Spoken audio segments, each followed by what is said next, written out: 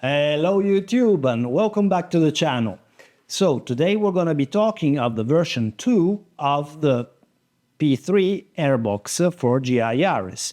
And this part is going to be in common also with the GR Corolla. So before we get started, please make sure you like the video and subscribe to the channel for more content like this. It's the only way it's going to keep coming. So what happened is that we managed to achieve a huge number of sales of our GI Yaris AirBox through the pre-orders, and after that continuing in going into sales. And this was our first production of a mass-produced or semi-mass-produced product, and we did have some issues. The difference among many other companies and us is that we own our issues and we cut the marketing bullshit. So what we have done is already fix everything we could have fixed with the current product and send out for free, of course, all the RMAs that we had to send that were a small percentage, fortunately, of the total of sales, but still they were something to take into full account. And then understand why we were having the issues that we were having. And basically, production could not stand behind us in giving, how can I say, consistent quality within a certain process of adhesive bonding in the production because of how we had designed the project. So what they had done through the prototyping testing was working very well for them and for us.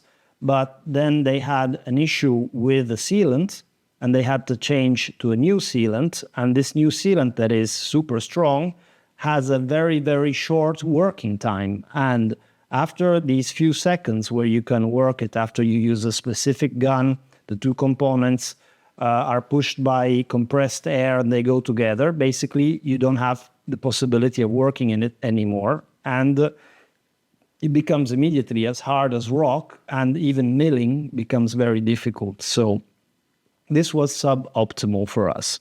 So we set out on the endeavor of making a new design that could take away the problem at its base while making some improvements upon the first design from what we had learned and what we had seen through all the tests and all of this. So basically, the idea is, with all the knowledge we had, we came back to the original part and we double-checked all the measurements and the features, and we implemented some features that were not there in the first version. So one of these is from inside the duct. Basically, very, very simply, you see that the duct opens here as if it were, let's say, an old carburetor or throttle body. So it has this very, very nice and clean radius of opening in order for the air to come in a laminar way and then flow through the sensor. And also this air guide that is inside the cylinder, as you see down here, this one, this air guide was not present in the first version we had done. So we set out to design, and we already produced a new mold for the rear part of the airbox that, as you can see, has got some radiuses that are much softer than before, and also, of course, finishes differently. And this, on the inside of it, is going to be our new place of gluing. So then we set off to develop a completely new MAF holder, MAF sensor holder.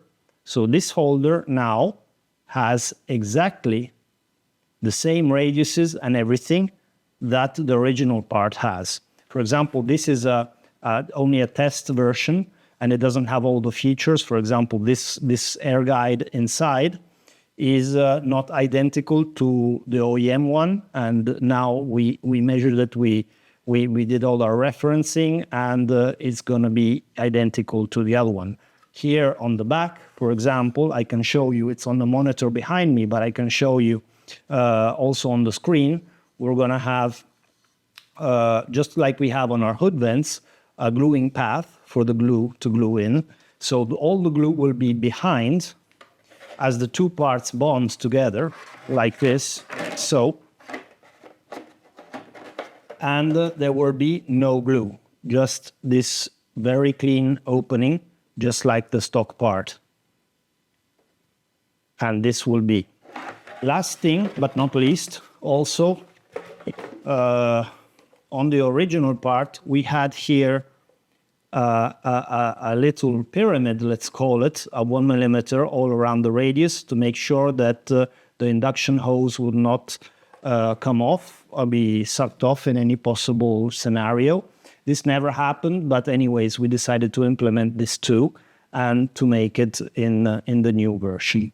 So it's been a very, very hard month. Also with the broken leg, I was continuously working with our engineering every day, and now we've cracked the code for this, and therefore the V2 will be in production already. Actually, is already in production as of today, and we will be receiving the first batch of the V2 final MAF holders in the first days of September, and then we will be uniting them, bonding them to this part, and sending them out to our customers that are the ones that are pending at the moment for this, and to all the other owners of the AirBox that is, even if it's working fine, they will have access and possibility to purchase this new V2 part at a very, very low price, obviously thanking them for the support. But there's nothing wrong with the first product if it's working perfectly, and 90% of them are working perfectly, so there's actually no problem with that.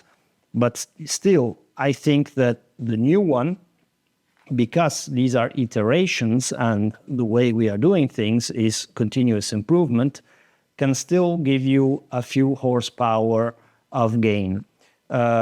We are working with two independent tuners, one in Italy, Acme Motorsport, and the second one in North Europe, I cannot name at the moment. And I'm waiting for the full data that will come to me in the next 10 days. One full data test has already been done repeatedly on, as maybe you have seen on the forums and around, on Yaris from the Italian Rally Championship, that with the same, and I'm putting the graph up for you just now, that with the same electronics, the same maps, and in a hotter run, like 30 or 31 degrees against 35 degrees, made something like 8 or 9 horsepower more and took away the torque dip. And of course, you don't see the responsiveness of the engine on a dyno chart, but everybody that owns this already knows how much it changes the response of the engine. So I'm very, very happy with these results, because then when you go and tune the engine, you make more power on top of that. So this is just apple to apples. So all in all, I am very satisfied of this, and I put our work and our money in solving any problems that have come out. And I think this can say a lot for you from a customer point of view, knowing that you can trust us with your money for having products that increase for real the performance of your car at something that I believe is a very, very competitive price. So thank you very much for this support. And in the next week I'm going to talk of the GR Corolla AirBox, because we're almost there with that. And following, I will give everybody information in regards to what cost will be for the upgrade for owners, actual present owners of the version 1 of the GR Yaris. So thank you very much for all the support and being with us and choosing us. And we will continue putting our time, money, and thought into making things better every day. Cheers.